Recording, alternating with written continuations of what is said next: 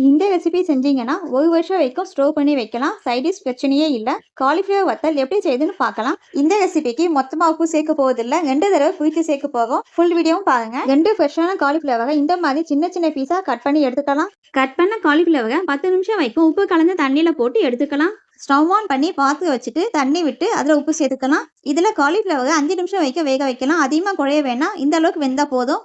வெந்ததுக்கு அப்புறம் தண்ணி இல்லாம காலிஃப்ளவர் மட்டும் தனியா எடுத்து வச்சுக்கலாம். ஒரு பவுல்ல 2 டேபிள் ஸ்பூன் தயிர், 1 ஸ்பூன் மிளகாய் தூள், 1/2 ஸ்பூன் மஞ்சள் தூள், ஏற்கனவே நம்ம வேக வைக்கும்போது உப்பு சேர்த்துருக்கோம், இதுல கொஞ்சம் உப்பு சேர்த்துக்கலாம். எல்லாத்தையும் கலந்து இந்த தயிர் கலவையை வேக வச்சுக்க காலிஃப்ளவர்ல சேர்த்து எல்லா பக்கமும் தயிர் படுற மாதிரி கலந்து விட்டுக்கலாம். இப்ப இந்த காலிஃப்ளவரை வெயில்ல நல்லா காய வச்சு எடுத்துக்கலாம். உங்க ஊர்ல எந்த அளவுக்கு வெயில் அடிக்கோ அதுக்கேற்ற மாதிரி 2-3 நாள் நல்லா காய வச்சு எடுத்துக்கோங்க. தேவைப்படும் போது கடாயில எண்ணெய் விட்டு காஞ்சதும் காலிஃப்ளவரை ஃப்ரை பண்ணி எடுத்துக்கலாம். இது காலிஃப்ளவர் 65 மாதிரி டேஸ்டா நல்லா இருக்கும். இந்த ரெசிபியை ட்ரை பண்ணி பாருங்க. அடுத்த வீடியோல மீட் பண்ணலாம். பாய்.